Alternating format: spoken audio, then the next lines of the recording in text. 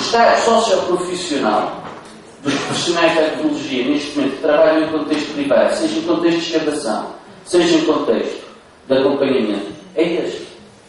E é evidente que uma empresa que cobra, ou aliás, paga este tipo de verbas, que vão dos 900 aos 1000, 1100, a recibo verde ou profissional, alguém o obrigar a pagar para trabalhar, porque como não suporta alojamento, não suporta as locações, não suporta a alimentação, não suporta rigorosamente nada, uma pessoa faz as contas do IRS, tira a Segurança Social e todas as despesas inerentes à deslocação e ao facto da pessoa lá estar.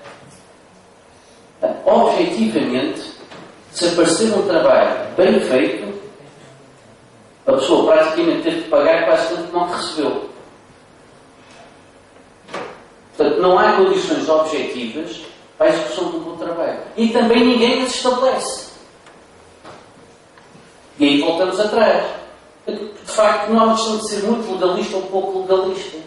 As regulamentações existem e têm que ser aplicadas. Ou então as coisas têm que ser regulamentadas e aplicadas. Portanto, tem que se criar critérios objetivos muito bem definidos para a execução de determinado tipo de escavações, para a execução de determinado tipo de empreitadas, determinado tipo de trabalhos, determinado tipo de estudos de impacto. Isto tem que ser muito bem definido. E aí não há como fugir. E se uma empresa é obrigada a ser certificada, se uma empresa tem que ter auditoриas de qualidade, se uma empresa tem que ser escrutinada por organismos independentes, porque se estamos no mercado, então vamos estar no mercado como os outros. É que isto nem mercado é, isto não é nada. Isto é a lei da selva total e absoluta. E isto não é mercado, isto é selva. Em que uma pessoa de facto não suporta nada, chega lá e diz, 75 euros por dia. Então preço porreiro. Agora que ele paga 60 ou 50 e ele orienta-se. Portanto, o lucro é, a margem é limpinha. Dali sai IRC. Não sai mais nada. É tudo para o bolso. E ninguém, nem legalmente existe nada que consiga fiscalizar isto. E é muito fácil dizer, vai-se para a Inspeção-Geral de Trabalho. Provavelmente, a inspeção, com menos meios que existe em Portugal, porque não interessa fiscalizar as condições de trabalho. Nem sequer pelo atual Código de Trabalho. O atual Código de Trabalho é péssimo, mas no caso da esmagadora maioria dos profissionais da arqueologia, a aplicação disso já era muito bom. Portanto, deixemos de agora estar aqui a ver, de facto, às vezes faz muita confusão, parece que estamos a discutir nas nuvens, quando o que põe o pão em cima da mesa não está assegurado. Nem a começar logo no profissional que está no campo. E depois a começar cá em cima, o Estado não está interessado, e o Estado é o principal responsável.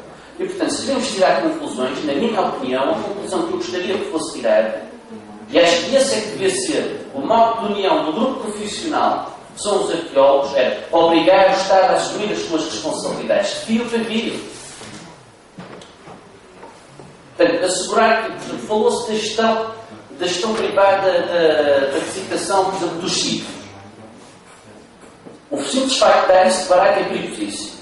Eu, na minha cidade, tenho 2 exemplos de como isso significou a passagem pura e simples para as mãos privadas de património público. No caso do Mercado do Milhão e do Teatro Rivoli. Nós pagámos o restauro, nós pagámos a reabilitação, nós pagámos tudo e aquilo foi dado. Foi concessionário. Não houve alienação de património público, mas a verdade é que o público não pode lá tocar. No Mercado do Milhão é ainda mais grave, porque concessiona-se o espaço para o arrendamento de habitações para privados. Quem é que me garante que o património público, do ponto de vista arqueológico, não sofrerá o mesmo tipo de exploração e o mesmo tipo de gestão? Portanto, de uma vez por todas, temos que nos deixar de andar aqui com grandes informações e dizer, não, o Estado tem que assumir a responsabilidade, tem que assumir a despesa e tem que, de facto, começar a tomar opções ou a assumi-las, pelo menos.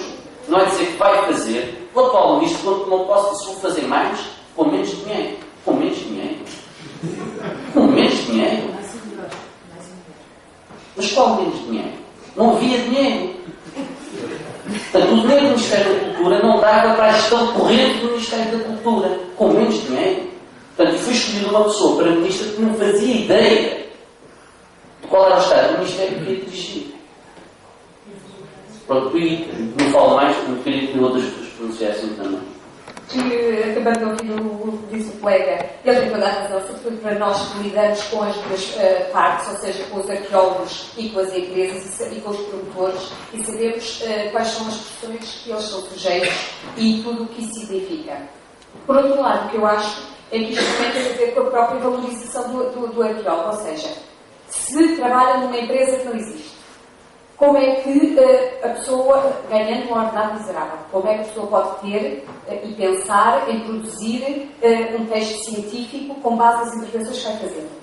Quer dizer, tudo isto começa...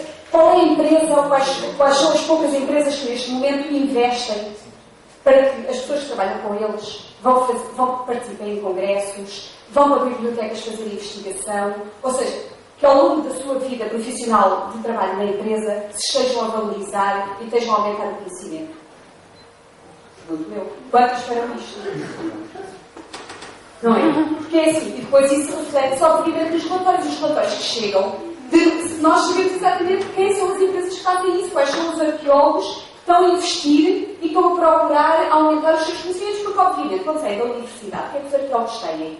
Têm um leque de conhecimentos, mas não têm os conhecimentos práticos, não viram as situações todas possíveis que podem aparecer, não conhecem os materiais todos, não conhecem os tipos de sítios, as implantações, toda a variabilidade que é o registro arqueológico.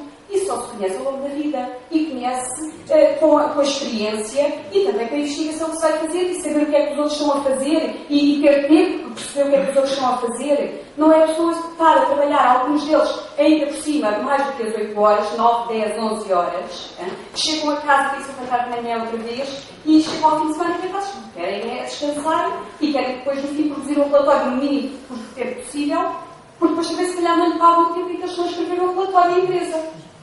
Portanto, tudo isto tem a ver, nós temos que rapidamente tomar uma atitude em relação à valorização do arqueólogo e de todo o trabalho.